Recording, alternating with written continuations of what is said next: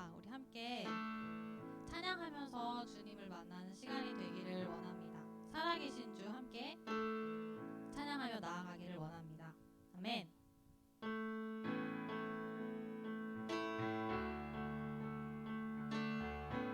우리 처음부터 함께 고백합시다. 주 하나님 독생자 예수 날 위하여 오시었네. 내 모든 죄 다 사하시고 죽음에서 죽음에서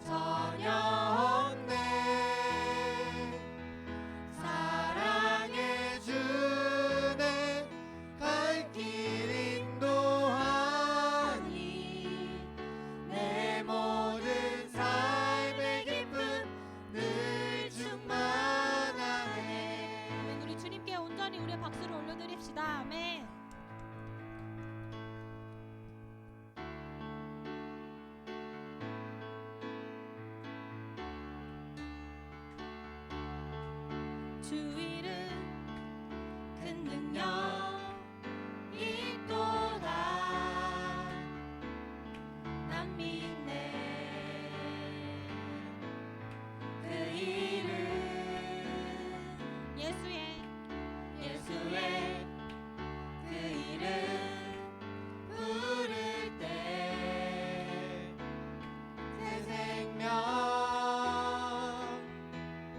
얻었네 마귀는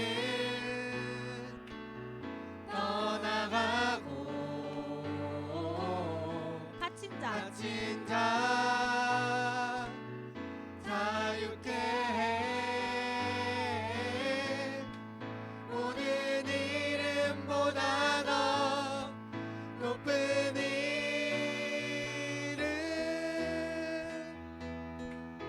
주의 예수 처음부터 고백합시다. 주 이름 큰 능력 있도다 예리한 검처럼 예수의 그 이름 외치며 일어나 나가세 원수는 주발 앞에 무너져 떠나가네 모든 이름보다 더 높은 이름 주의 예수 모든 이름보다 더 높은 이름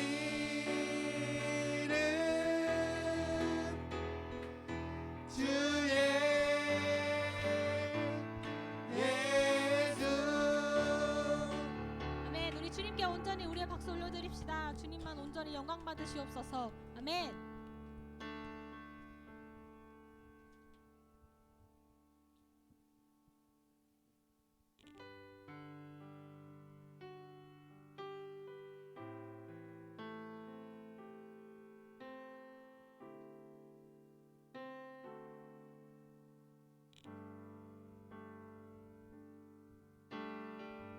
우리 처음부터 함께 고백합시다. 십자가 그 사랑 십자가 그 사랑 멀리 떠나서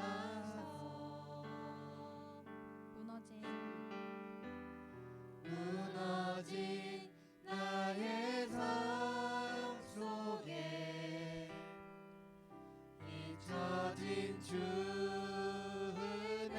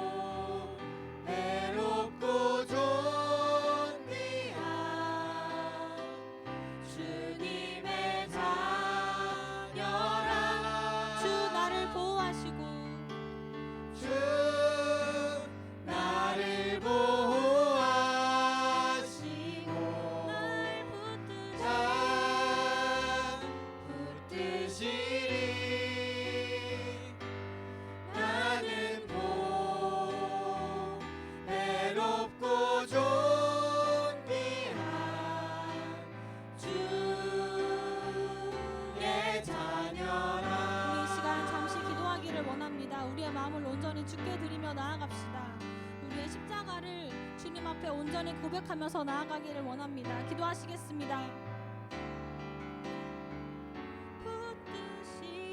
붙드시리 나는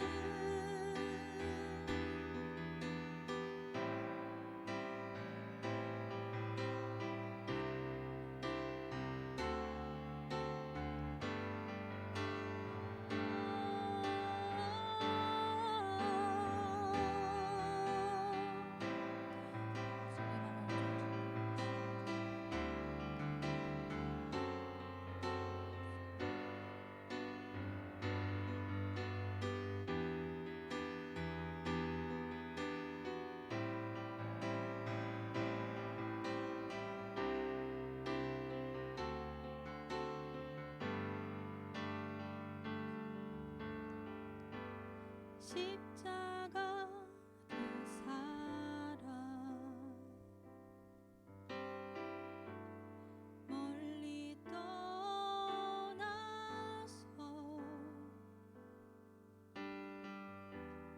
무너진 나의 삶 속에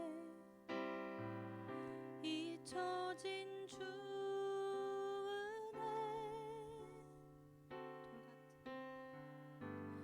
돌 같은 내 마음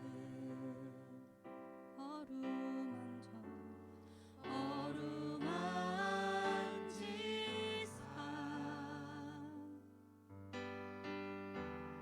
다시 일으켜 세우신 주를 사랑합니다. 다시 일으켜 세우신 다시 일으켜 세우신 주를 사랑합니다. 아멘. 예배를 위하여 기도하여 나아가기를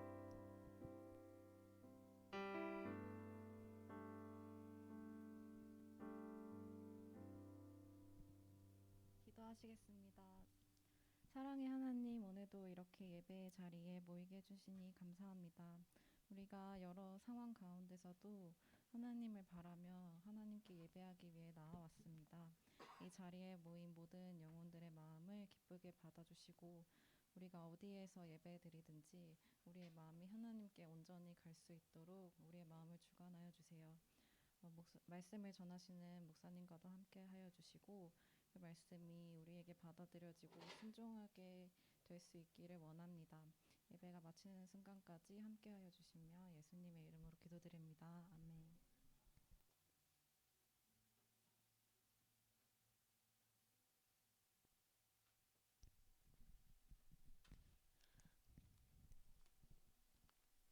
네, 반갑습니다. 우리 지금 이 시간 함께 하나님 말씀 살펴보도록 하겠는데요. 요한복음 6장 1절로 13절입니다.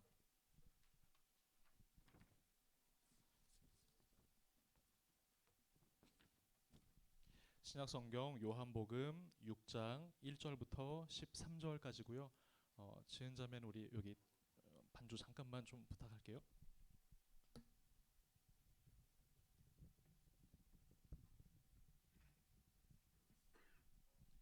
자, 우리 다 찾으셨으면은 1절 형제님들, 2절 자매님들에서 번갈아 읽고 마지막 13절 함께 합독하도록 하겠습니다. 네, 형제님들부터 시작합니다. 시작. 그 후에 예수께서 디베랴의 갈릴리 바다 건너편으로 가시매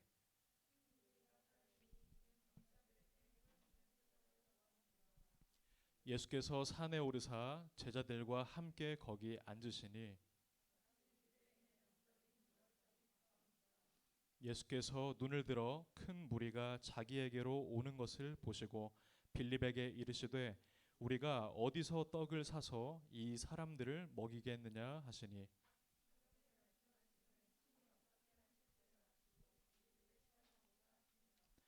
빌립이 대답하되 각 사람으로 조금씩 받게 할지라도 200데나리온의 떡이 부족하리이다.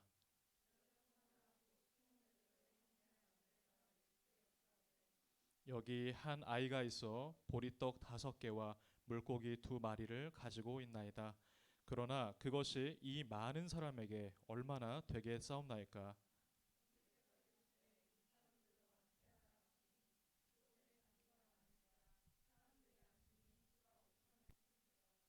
예수께서 떡을 가져 축사하신 후에 앉아 있는 자들에게 나눠 주시고 물고기도 그렇게 그들의 원대로 주시니라.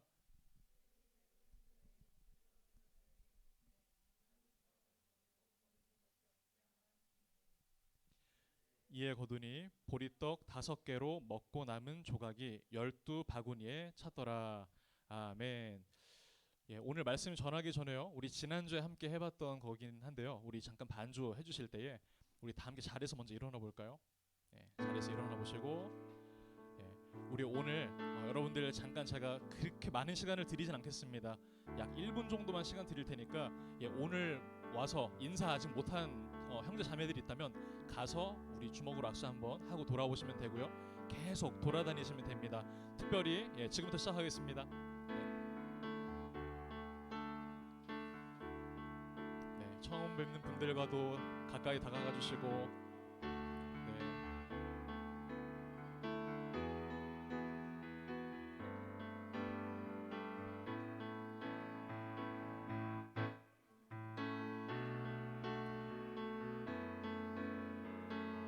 네, 10초 남았습니다. 네.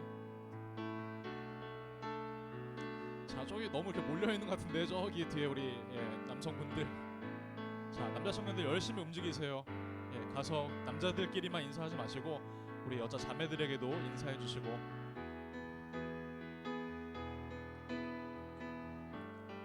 네,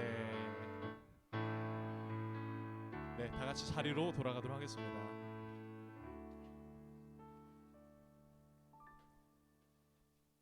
네, 감사합니다. 네, 오늘 함께 하나님 말씀, 하나님은 다 계획이 있으시다라는 제목으로 하나님 말씀 증거하도록 하겠습니다. 여러분 혹시 던바의 수라고 그런 혹시 그 표현을 들어보신 적 있으십니까? 던바는 사람 이름이고요. 던바스 넘버 해서 던바의 숫자라는 그 의미입니다. 이것이 무엇인가 하냐면 영국의 인류학자인 로빈 던바라고 하는 사람이요. 한 명의 개인이 진정으로 사회적인 관계를 맺을 수 있는, 그러니까 참된 관계죠. 그런 관계는 다 합했을 때에 150명에 달한다라는 이와 같은 그 연구 결과를 발표한 것입니다. 이것을 가리켜서 던바의 수 150이다라고 이야기를 하고요. 제 아무리 외향적인 마당발이라 할지라도 정말로 친밀하게 지낼 수 있는 그 사람의 숫자는 150명 정도로 한정되어 있다라는 의미일 겁니다. 이 던바의 수는 원래 그 사람의 능력의 한계, 내가 그 사람과 친하게 지낼 수 있도록 노력하고 그 사람의 이름을 기억하고 그 사람과 이제 있었던 모든 일들을 기억하는 그 능력이 150명 정도밖에 안 된다라는 사실은 인간의 능력의 한계를 설명해주는 개념이지만, 이것을 역설적으로 우리가 생각을 해보면 우리가 일생 동안 친밀한 관계를 맺을 수 있는 사람이 150명씩이나 되는구나라는 것을 보게 될 때에 아직도 우리가 친밀하게 지낼 수 있는 사람들의 숫자가 아직도 무궁무진하다라는 것을 의미하는 것이기도 할 겁니다. 그런 맥락에서 저는 좀 더 우리가 성숙한 사람이 되는 데에 도움이 되는 인간관계를 맺는 것은 더 중요하겠죠. 예. 장서호 씨가 쓴 나는 나와 잘 지내고 있습니까? 라는 책에 보면 이런 글이 있어서 나누도록 합니다. 들어보세요.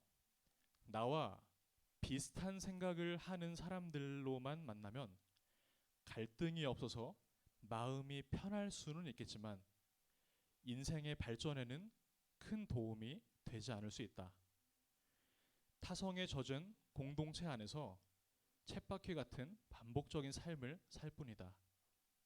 인간 관계를 통해 새로운 자극을 받으며 성장하고 발전하기 위해서는 나와 다른 생각을 하는 사람들을 만나야 한다. 상호 간의 배려와 존중이 전제가 된다면 오히려 나와 다른 생각을 하는 사람과 더 건강한 관계를 더 오랫동안 지속할 수 있다. 오늘 우리가 함께 읽은 이 본문은요, 오병이어 사건입니다. 여러분들 다 잘 아시는 대로 이 오병이어 본문, 교회를 사실 뭐 처음 나온 사람들조차도 이렇게 한 번쯤은 들어봤을 법한 그 사건인데요. 이 사건으로 말할 것 같으면 성경에 마태, 마가, 누가, 요한복음 이 네 복음서에 공통적으로 기록되고 있는 기록이 바로 이 공관복음의 이 사복음서에 기록된 이 오병이어 사건입니다. 오늘 말씀을 통해 저는 오늘 우리 청년부에게 주시는 하나님의 음성을 여러분들이 다 들을 수 있기를 주의 이름으로 축원합니다. 첫 번째인데요, 우리 함께 앞에 읽어보도록 할까요? 네, 자 시작. 6월절이 하나의 기념일로 고착화되었다. 이 오늘 본문 오병이어 사건을 보게 되면 이 6월절에 대한 이야기가 잠깐 등장을 합니다. 먼저 그 앞서서 1절을 먼저 보게 되면 그 후에 예수께서 디베랴의 갈릴리 바다 건너편으로 가시매라는 이와 같은 표현이 나옵니다. 이 한글 성경의 표현이 조금 이제 어렵게 되어 있는데요. 좀 더 쉽게 표현하면 갈릴리 바다 건너편에 디베랴라는 도시로 예수님께서 가셨다라는 말입니다. 이 당시에 예수님께서 살아계시던 당시 유대 갈릴리 지역과 그리고 베레아라고 하는 그 지역을 다스리던 왕이 있었습니다. 분봉 왕이라고도 했고 그 지역을 다스렸던 그 통치자 이름은 헤롯 안디바 또는 헤롯 안티파스였습니다. 그런데 이 헤롯 안티파스가 갈릴리와 베레아 지역만 이제 제한적으로 다스리다 보니까 또 주변의 지역을 또 다스리는 다른 왕들이 있었겠죠. 그런데 그 전체를 관할하는 또한 이제 로마 황제 티베리우스 황제가 당시에 있었습니다. 그런데 헤롯 안티파스가 로마 황제였던 티베리우스 황제에게 무언가 좀 이렇게 마음을 얻고 싶어서 이 사용했던 방법이 무엇이었냐면 황제의 이름인 티베리우스, 다른 표현으론 디베랴라고 하는 도시를 이 지역의 산 위에다가 그 도시를 건설하게 되었습니다. 그런데 이 디베랴라고 하는 도시로 말할 것 같으면 교통이 매우 잘 발달이 되었고 그리고 이 디베랴라고 하는 지역은 특별히 온천이 발달했습니다. 여러분들 이렇게 온천 좋아하시는 분들 많이 계실 텐데요. 온천이 발달하다 보니까 휴양 도시가 된 겁니다. 휴양 도시가 되었고 자연스럽게 이 온천의 휴양을 즐기기 위한 부자들이 많이 그곳에 몰려들면서 부촌을 형성하게 되었습니다. 그곳이 바로 디베랴라는 도시인데요. 그러면서 이 휴양 도시 그리고 또 많은 그 부자들이 거주하다 보니까 또 좋다 보니까 거주하겠죠. 친로마의 세력이었던 사람들까지도 다 많이 이 디베랴라고 하는 도시로 몰려들기 시작한 겁니다. 오늘 오병이어의 기적이 일어났던 이 무대가 바로 디베랴라고 하는 곳이고요.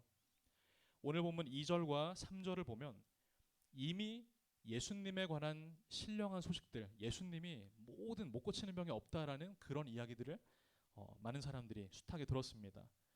그러면서 그 소식에 근거해서 예수님을 따라오고 있었고 오늘 본문 4절에 보면 마침 유대인의 명절인 6월절이 가까웠다라는 표현이 성경에 기록됩니다.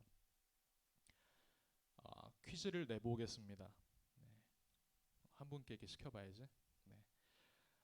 쉬운 겁니다. 근데 나한테 어려우면 어떡하지라는 생각을 하실 수도 있겠지만 자, 6월절. 6월절이란 본래 어떤 절기인가? 네, 6월절. 아시는 분들도 계실 것이고 모르는 분들도 계실 거예요. 자, 6월절이 무엇인가? 자, 우리 앞에 있으니까 우리 회장 그냥 간단하게 6월절. 네, 너무 길게 설명 안 하셔도 돼요.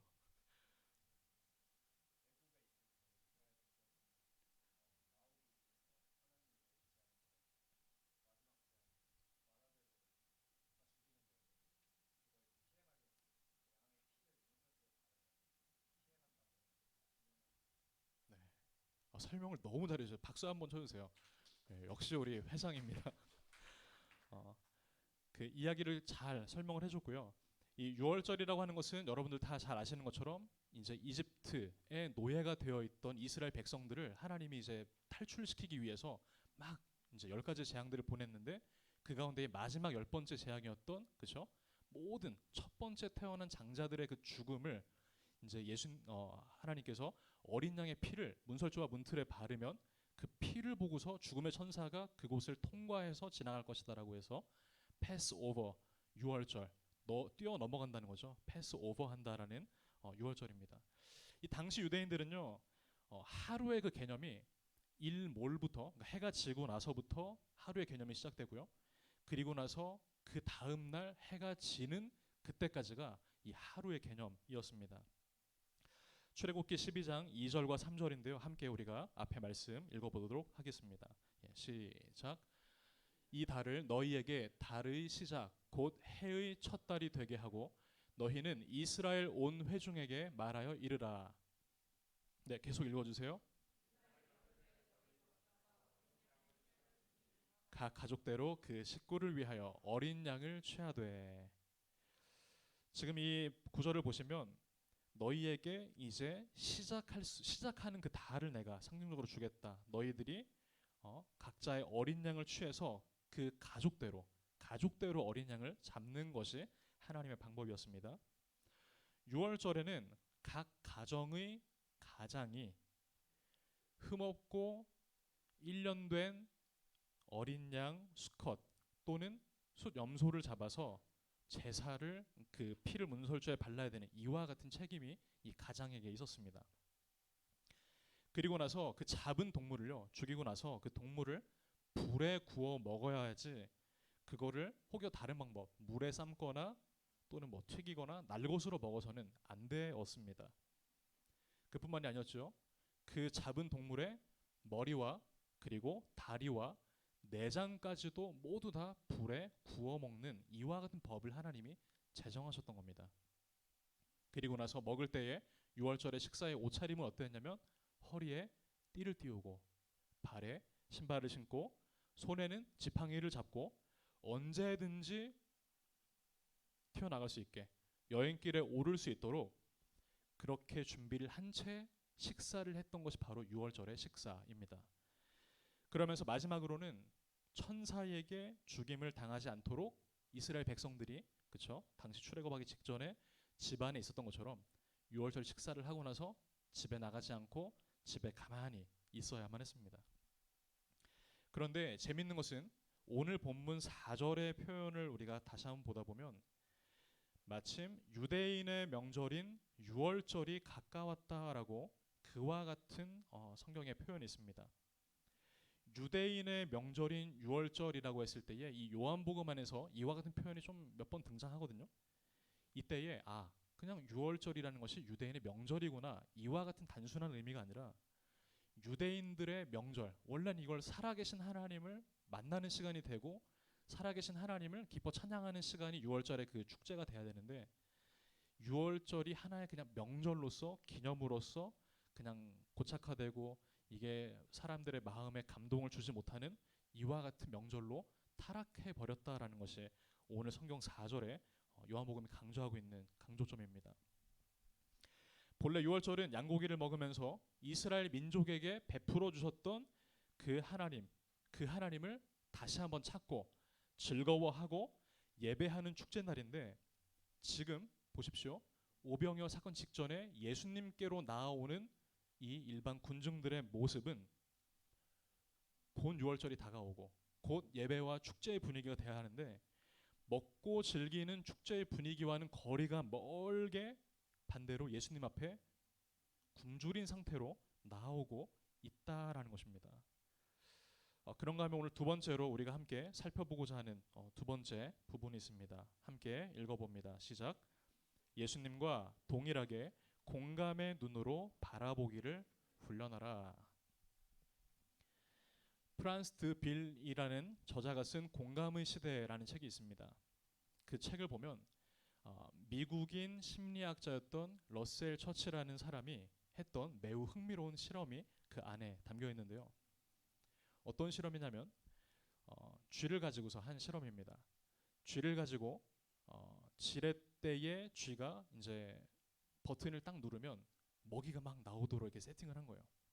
그걸 누르면 먹는 이 먹이가 나오는구나. 그렇게 학습을 할 수 있도록 실험을 이제 세팅을 했습니다. 그러면서 이 지렛대의 개수를 또 늘려서 쥐가 요걸 누르니까 뭐 포도 나오고 요걸 누르니까 뭐 건포도 나오고 계속 이거 다 각자 다른 음식들이 나오는구나. 이것을 쥐가 발견을 하자 이제는 또 다른 그 환경으로 이 쥐를 넣어놨습니다. 어떠한 환경이었냐면 한 이 우리 안에는 쥐와 그 똑같은 그 버튼 같은 거 음식을 먹을 수 있는 환경들을 그대로 만들어 놓고 바로 옆에다가 이제 또 다른 쥐 한 마리를 넣어놓은 서로를 쳐다볼 수 있도록 이제 그렇게 넣어놓은 거예요. 그러면서 이제 얘가 뭔가를 먹으려고 버튼을 딱 누르면 그 순간 이 옆에 있는 케이지의 바닥에 전기 신호가 지직 이렇게 오면서 이제 옆에 있는 친구가 감전을 당하는 거죠. 그러면서 이 옆에 있었던 이 먹이를 먹고자 하는 이 친구가 손잡이를 누를 때마다 인접해 있는 자신의 동료가 자꾸 이렇게 막 소리를 내면서 이제 고통스러워하는 겁니다. 그러면서 실제로 이 쥐가 누를 때마다 자꾸 얘가 고통스러워하니까 그것들을 내가 누르면 쟤가 힘들구나라는 것을 이해하게 되었고 그러자 이 손잡이를 쥐가 누르는 것 자체를 아예 중단을 하거나 거의 누르지 않았다라는 놀라운 사실을 발견하게 됐습니다. 그러면서 음식이 너무 적어서 안 누르나 싶어서 이제 좀 더 한 번 누를 때 음식의 2배의 양이 더 쏟아지도록 세팅을 했는데도 결과는 같았습니다. 옆에 쥐가 내가 먹을 때마다 고통스러운 것을 보고 이것을 중단했던 거죠. 이것이 무엇을 말해주는 걸까요? 사람들도 그러하듯 이 쥐들도 역시 다른 쥐들이 고통스러워한다면 그와 같은 자신이 하고 있는 행동을 피해야지라고 생각할 줄 알더라라는 것입니다. 이와 비슷한 실험을 조금 더 다른 형태로 이제 캐나다 맥길 대학교에서 조금 다른 실험을 또 했는데 이번에는 후각이 상실된 쥐 그리고 청각을 잃은 쥐 그리고 볼 수 없는 시각을 잃은 쥐를 또 이제 데려다 놓고 이제 결론을 무언가를 내보고 싶어서 실험을 했던 거예요. 그러면서 다양하게 이렇게도 해보고 저렇게 시험을 해본 결과 고통을 느끼는 것과 관련된 것은 후각, 청각, 시각 중에 시각과 가장 연관이 되는구나라는 것을 이들이 발견하게 됩니다. 즉 다른 이가 고통스러워하는 모습을 보면서 자신도 그 고통을 동일하게 깊이 느끼게 되더라라는 것입니다. 그러면서 흥미로운 사실은 낯선 쥐, 나와는 관계가 없는 쥐의 고통에 대해서는 그에 대한 민감도가 낮았다라는 거예요. 똑같이 시각을 다 있으면서 고통스러운 모습을 보지만 나와 친한 쥐가 아플 때는 아파하지만 나와 별로 상관이 없고 관계가 없는 쥐의 고통에 대해서는 민감도가 낮더라. 즉 공감이라는 것은 시각의 영향을 가장 많이 받으면서도 감정적으로 무언가 이 교감이 일어나야 작동이 된다라는 것이죠. 그렇죠? 공감이라는 것이. 그런데 감정적인 교감이라는 것은 어떻게 일어나는 것인가? 그것은 다른 이들을 봄으로써 그리고 자꾸 봄으로써 만나봄으로써 감정이라는 것이 생겨나게 되는 것이고 바로 그 지점에서부터 다른 이들과 다른 상태, 다른 동물들과 교감을 이루며 다른 이의 상황을 이해하게 되더라라는 것입니다. 무엇이죠? 공감. 시각과 굉장히 밀접해 있고 그것은 감정의 친밀도에 따라서 더 깊이 또는 더 얕게 진행이 된다라는 것입니다. 오늘 본문 이 5절을 보니까 이런 말씀이 있어요. 함께 우리 읽어보면 좋겠습니다. 5절인데요. 시작. 예수께서 눈을 들어 큰 무리가 자기에게로 오는 것을 보시고 빌립에게 이르시되 우리가 어디서 떡을 사서 이 사람들을 먹이겠느냐 하시니 예수님께서는 성경을 보면 먼저 눈을 들어 자신을 따라오고 있던 그 팔로워들을 보고 계셨다라고 이야기를 합니다. 자신 앞으로 나아오고 있는 사람들을 예수님께서는 쳐다보셨습니다. 사람이라면 다 알지는 못했겠지만 하나님이신 예수 그리스도께서는 자신을 찾아오는 사람들의 서로 다른 그 필요들을 보고 계셨던 겁니다. 그들의 형편과 그들의 처지를 예수님께서는 자신의 것으로 느끼셨던 겁니다. 예수님께서는 그들을 자신을 찾아오는 사람들의 필요를 채워주기를 원하셨고 그들의 필요에 무관심한 분이 아니셨다라는 것을 우리들은 보게 되죠.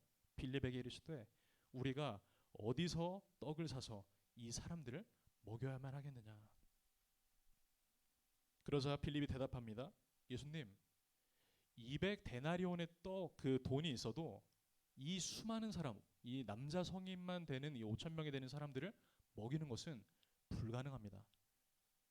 아무리 많은 돈이 있어도 부족합니다. 예수님께서는 빌립이 얼마나 이 5천 명이나 되는 사람들을 먹이기 위해 어떠한 과정과 무엇이 어떻게 얼마나 필요한지를 알고 싶어서 그에게 물어보신 것이 아니었죠.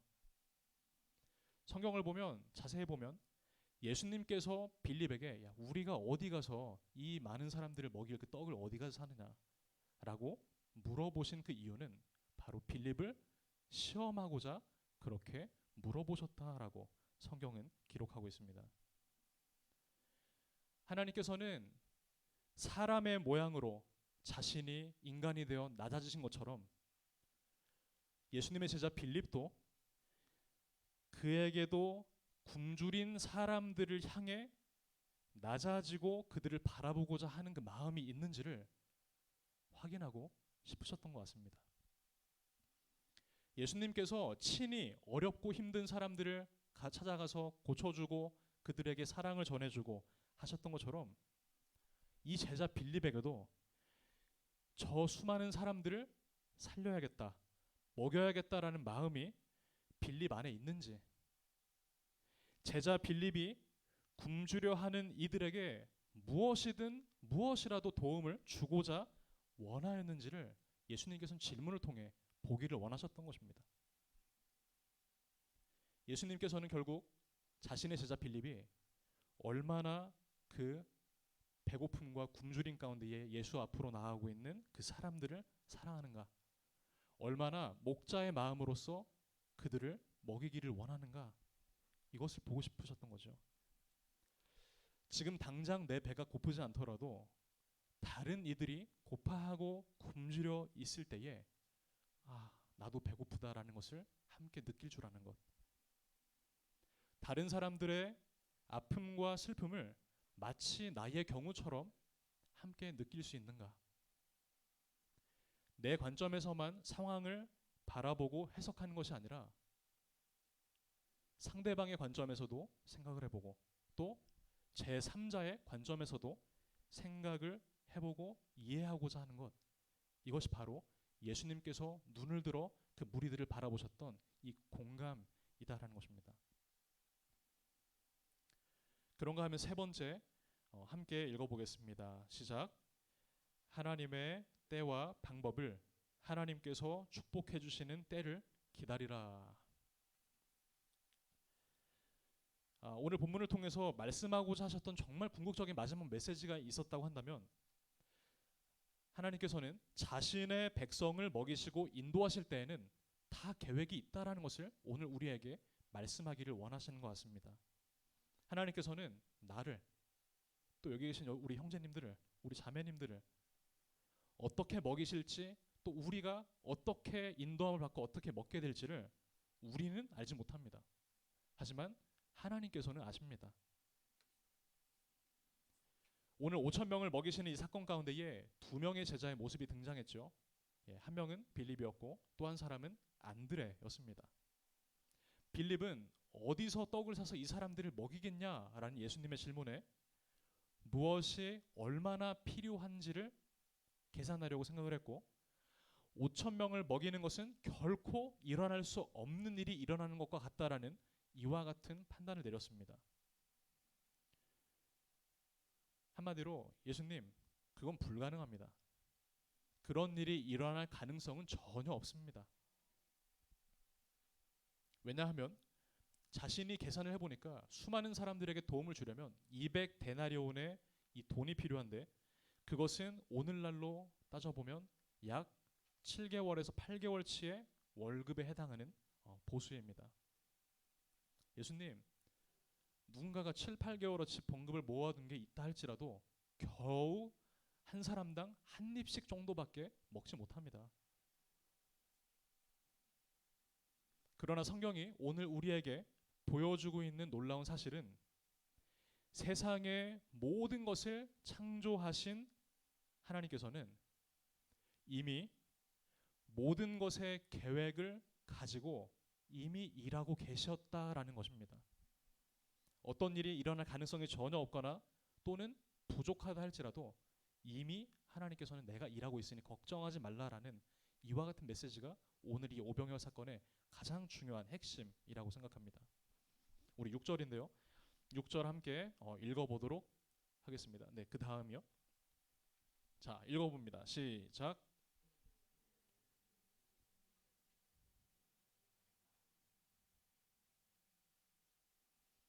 네, 여기에 구절들을 보면은 for 뒤로 그는 이미 마음에 계획들을 가지고 있었다. 자신이 무엇을 해야 될지에 대한 계획들을 가지고 있으셨다라는 이와 같은 이야기를 하죠. 그렇습니다.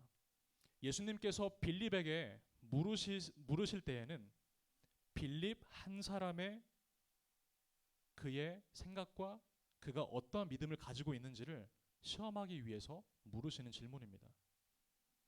성경을 보면 여기 모인 사람들을 다 먹이려면 어마어마한 액수가 필요할 거다라는 빌립의 분석이 나오는 때에 동시에 하나님께서는 자신이 이미 벌써 계획하고 준비하셨던 제자 안드레를 통하여 주님 앞에 그 안드레가 나오게 만드십니다. 그런데 안드레 혼자 나오는 것이 아니라 안드레의 손에 한 명의 어린아이를 함께 데리고서 말입니다.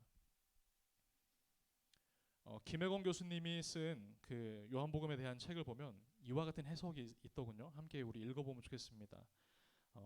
네, 앞에 뜰 텐데요. 시작. 아이라고 번역된 파이다리오는 12세 이전의 어린 소년을 가리킬 때에 사용되는 단어다. 성년에 이르지 못한 소년이 남자 어른들만 5천 명이 모여든 혼잡한 집회장에 어떻게 왔을까? 무척 이례적인 참석자다. 사랑하는 여러분, 오늘 이 말씀만 여러분들 가운데에 마음에 남으면 좋겠습니다. 예수님께서 어떻게 제자 빌립에게 말씀하셨을까를 저는 계속 되뇌어봤어요.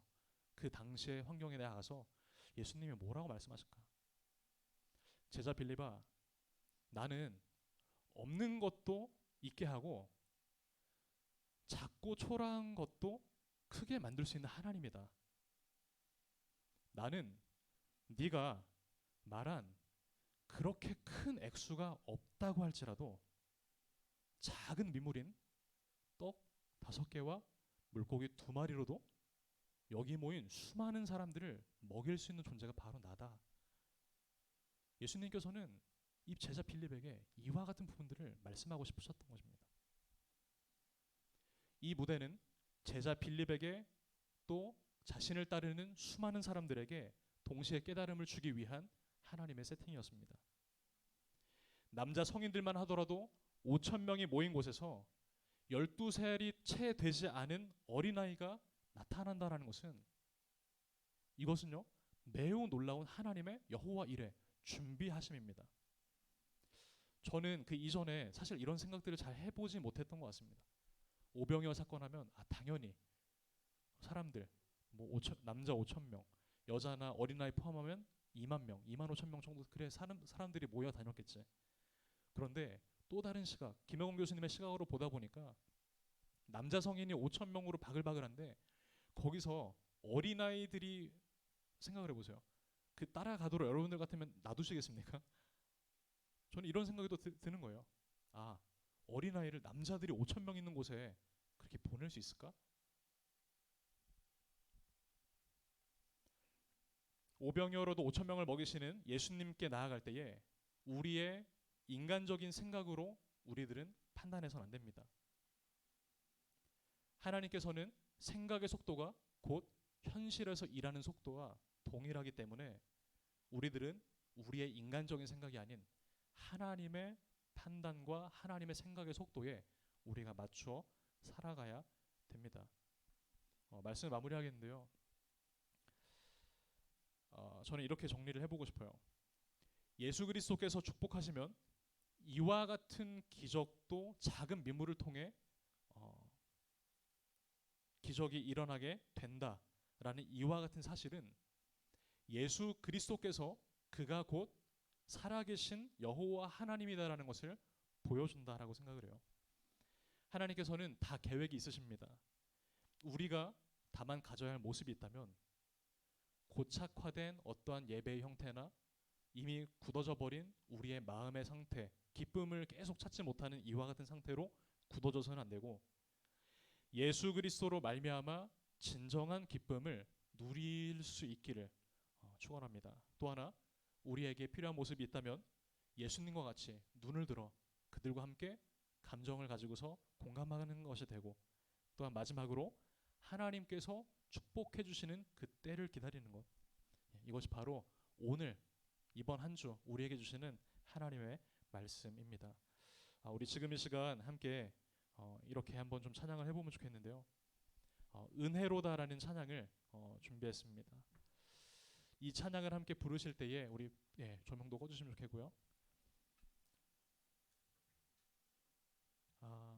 여러분들에게 어떠한 그 마음의 소원들이 있는지 저는 다 알지 못합니다.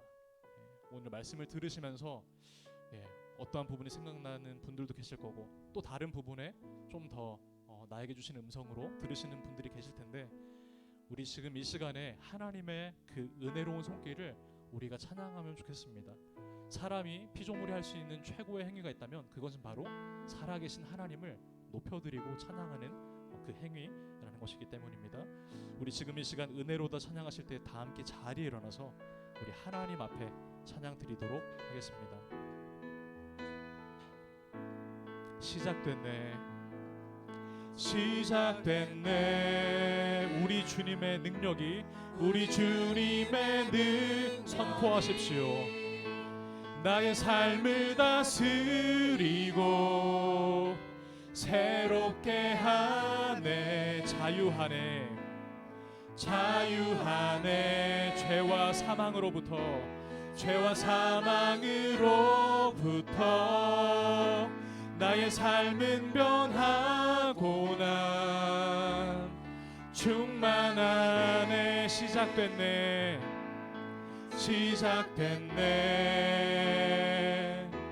우리 주님의 능력이 믿으시길 바랍니다. 나의 삶을 다스리고 새롭게 하네, 자유하네, 자유하네. 죄와 사망으로부터, 나의 삶은 변하고, 삶은 변하고 난 그분으로 충만하네. 은혜로다, 은혜로다. 주의 은혜 한량없는, 한량없는 주의 은혜입니다. 주의 은혜, 은혜로다. 주의 은혜, 변함없는 신실하신 주. 우리 다시 한번 처음부터 찬양합니다. 시작됐네, 시작됐네. 우리 주님의 능력이, 우리 주님의 믿으시기를 바랍니다. 나의 삶을 다스리고 새롭게 하네, 새롭게 하네, 자유하네, 자유하네. 죄와 사망으로부터,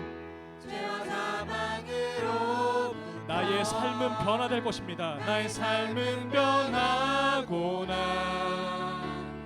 충만하네. 은혜로다, 은혜로다. 주의 은혜 한량없는, 한량없는 하나님을 높이시기를 바랍니다. 주의 은혜,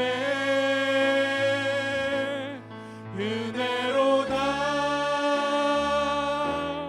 주의 은혜 변함없는 신실하신 주의 은혜로다.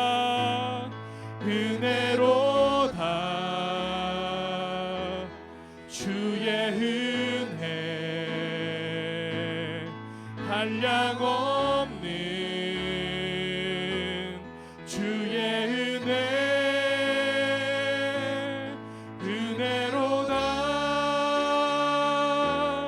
주의 은혜 변함없는 신실하신 주의 은혜. 사랑하는 여러분, 우리 지금 이 시간 함께 합심해서 기도했으면 좋겠습니다. 저는 오늘 말씀을 준비하면서 제가 세 가지를 정리해드렸습니다. 무엇이었죠? 첫 번째로는 6월절이 이 이스라엘 백성들에게 하나의 기념일로 고착화가 되어버렸다라는 것입니다. 이 6월절이라는 것은 매우 기쁨의 축제입니다. 그 어린 양의 피를 또한 통하여서 그의 선조들이 구원을 받고 그때의 하나님이 오늘 우리와도 함께 하신다라는 것을 기념하는 축제의 그 예배의 현장입니다. 그런데 6월절에 기쁨이 떨어졌습니다. 기쁨이 없습니다. 그 모습이 우리의 모습은 아닌가 우리 함께 돌아봤으면 좋겠고, 지금 이 시간에 또한 예수님과 함께 나는 공감의 눈으로 영혼들을 바라보고 있는가, 나는 빌립처럼 하나님께서 이것 없습니다, 이것이 부족하고 이것이 되려면 이와 같은 노력들이 필요합니다라는 이와 같은 나는 판단을 내리고 있는 것은 아닌가, 우리 지금 이 시간 함께 되돌아보기 원합니다. 마지막으로 하나님의 때와 방법을 하나님께서는 이미 안드레를 통하여 그 한 어린 아이를 통해 오병이어의 기적을 이루실 것을 미리 계획하시고 제자 빌립에게 말씀하셨습니다. 제자 빌립아, 나는 없는 것도 있게 하고 작고 초라한 것도 크게 만들어 사용하시는 하나님이다. 네가 말한 큰 액수가 없다 할지라도 작은 민물 보리떡 5개와 물고기 2마리만으로도 나는 너희들을 배부르게 먹일 수 있는 여호와 하나님이다라는 것을 우리 지금 이 시간 함께 기억하시며, 우리 지금 이 시간 나에게 주신 하나님의 음성을 따라 자유롭게 기도하도록 하겠습니다. 기도하겠습니다. 할렐루야. 살아계신 아버지 하나님, 감사를 드립니다. 아버지 하나님, 우리에게 오늘 말씀하십니다. 제자 빌립아, 나는 없는 것도 있게 하며 아버지 하나님, 또한 나는 작고 초라한 것도 또한 크게 만들어 사용하는 하나님이다. 내가 나와 함께 동일하게 공감의 능력을 통하여 바라보며 사람들을 바라보며 그들과 함께 마음에 또한 교통을 하며 그들과 함께 더욱더 이 모든 마음과 동정과 주님 연민과 그 공감의 그 마음을 또한 품기를 원한다. 네가 또한 6월절이 하나의 기념일로 고착되어 버린 것이 아니냐, 하나의 예배 현장이 하나님의 은혜를 바라며 기대하며 사모하는 현장이 아니라 네가 이미 익숙해져 버린 찬양에 익숙해지고 네가 말씀에 익숙해지고 이미 너의 눈과 마음이 멀어져 버린 것은 아니냐. 하나님, 우리가 바라옵기는 우리의 눈과 우리의 마음과 우리의 귀가 열리기를 주님 간절히 소원합니다. 아버지 하나님, 우리를 영적으로 깨워주시고 아버지 하나님, 우리에게 이미 약속하신 어린아이를 통한 하나님 이 안드레를 통한 주님의 구원의 손길, 주님의 구원의 계획을 우리가 기억할 수 있도록 주님 축복하여 주시옵소서. 우리 다시 한번 기도하실 때에 우리 지난주에 함께 기도하였던 우리 또한 교회를 위해서 기도했으면 좋겠습니다. 우리 원당 소망교회를 위해서 함께 기도했으면 좋겠는데요. 어저께도 또한 이제 목사님이 생각이 나서 함께 또한 전화드리고 함께 그렇게 잠시 통화를 나누었습니다. 목사님, 어떻게 상황이 그 이전보다 좀 더 이제 진전이 있으십니까? 최 목사님, 아직 3층에 그 본당에 손도 대지 못하고 있는 상황입니다. 그런데 참으로 감사한 것은 우리 귀한 청년부 지체들이 또한 우리 교회에 또한 많은 힘을 주셨다라고 목사님께서 그런 말씀을 다시 한번 전하시더군요. 그날 찾아왔던 지체들뿐만 아니라 특별히 이제 회장에게 목사님이 참 많이 감동을 하셨던 것 같습니다. 우리 지금 이 시간 공감의 눈을 가지고 정말로 그 화재가 얼마나 무섭고 얼마나 앞이 캄캄한 일입니까?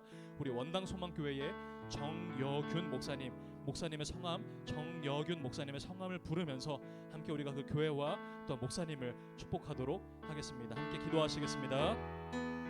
살아계신 하나님 감사드립니다. 아버지 하나님, 우리가 지금 이 시간 또한 원당 소망교회의 정여균 목사님과 그 교회의 또한 성도들을 우리가 또한 축복합니다. 아버지 하나님, 또한 이와 같은 어려운 상황이지만 하나님 또한 주님 앞에 아버지 하나님 또한 우리가 드렸던 작은 오병이어의 기적을 통하여 하나님 또한 그 귀한 교회를 섬길 수 있도록 기회도 주시니 감사합니다. 아버지 하나님, 이와 같은 기회들이 또한 우리에게 오게 될 때에 우리가 선뜻 공감의 마음을 가지고 아버지 하나님, 우리가 더욱더 후하게 아버지 하나님 모든 지체들을 도울 수 있는 아버지 하나님 우리의 손길이 되도록 축복하시고, 아버지 하나님 원당 소망교회와 정영근 목사님과 모든 성도들 위해 하나님의 은혜와 평강이 그 가운데 넘칠 수 있도록 주여 축복하여 주시옵소서.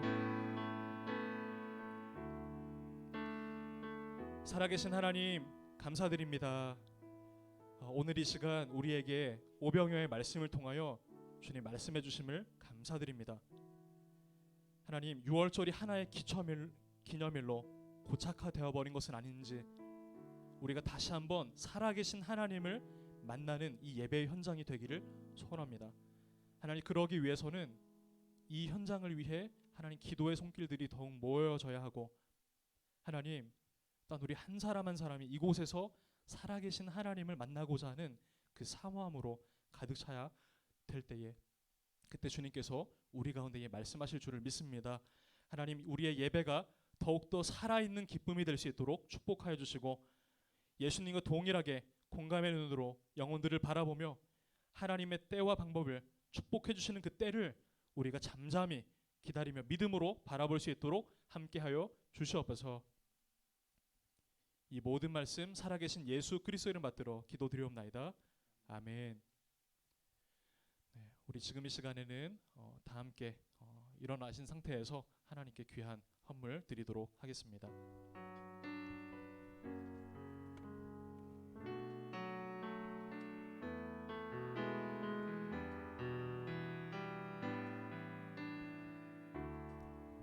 그는 나의 그는 나의 주 아버지, 내 영혼을 풀밭에 누이시고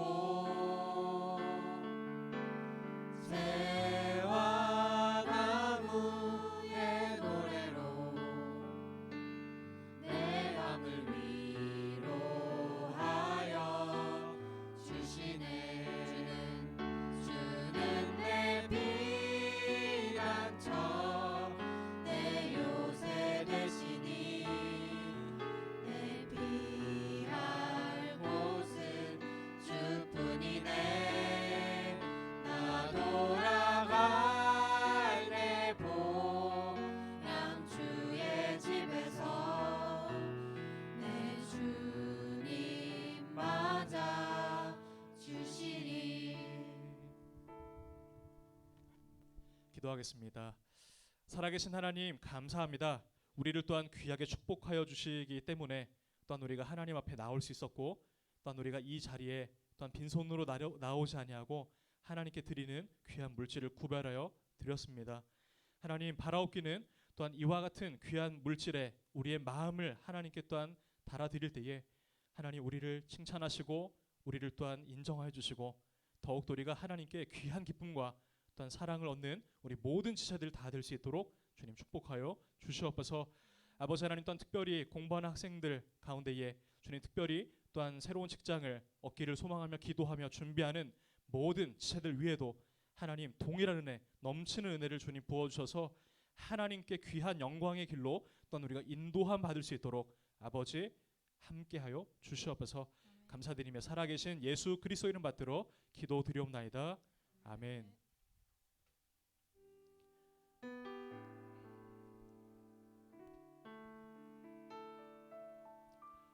마지막 축복 기도하고 마치겠습니다. 이제는 우리를 죄에서 구원하신 예수 그리스도의 은혜와 하나님 아버지의 부족함이 없는 사랑하심과 성령 하나님의 교통, 인도, 위로, 교통하심의 역사가 오늘 이 자리에 모여 하나님을 예배하며 하나님과 함께 동행하기를 소원하는 모든 청년들의 머리머리 위에 이들의 가정과 이들의 학업과 이들의 직장과 또한 청년 이부 위에 예수님교회 위에 온 세계 위에 이제로부터 영원토록 함께 계시기를 축원하옵나이다. 아멘.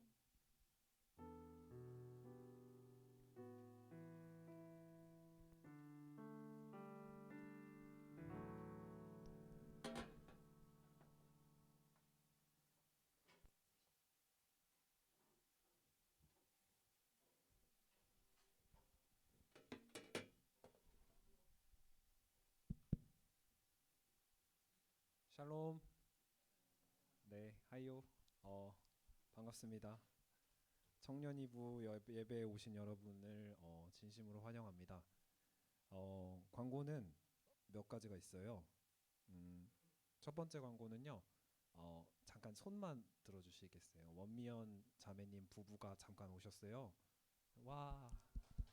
네, 그 저희가 결혼식에 갔었고요. 그래서 결혼 잘 하셨고 이제 오셔가지고 사실 와주신 분들 혹은 또 이제 청년이부 공동체에게 감사하다고 인사를 드리러 잠깐 오셔서요. 그래서 같이 이렇게 만약에 집에 가실 때 얼굴 뵙게 되면은 인사해 주시면은 될 것 같아요. 네, 그게 누군지는 다 아시죠? 그 옆에 계시는 분이 남편분이시니까요. 인사하시면 좋을 것 같습니다. 그리고 두 번째 광고는요. 이번 주에도 저번 주에 이어서 새신자 분이 오셨어요. 그 잠깐 손만 네 마찬가지로 네 와 네 이 분들은 네 이제 그 앞에 계신 분과 같이 새신자 분이시니까요. 오셔서 이제 지나가면서 얼굴 뵈면은 그냥 따뜻한 공동체의 모습을 함께 네 감사합니다. 그리고 잠깐 이 분들과 함께 얘기를 드리고 싶은 분들이 오늘 굉장히 많은 분들이 오셨어요. 한번 주변 보시면은 거의 꽉 찼거든요. 물론 이제 거리두기를 해서 앉았지만 이렇게 된 데에는 이제 조금 오래 쉬시다가 다시 교회에 오신 분들이 이번 주에 굉장히 많아서요. 그 분들은 가능하시면 자리에서 일어나셔도 좋고 아니면은 잠깐 이렇게 손만 들어 주셔도 좋고 가만히 있으셔도 좋으니까요.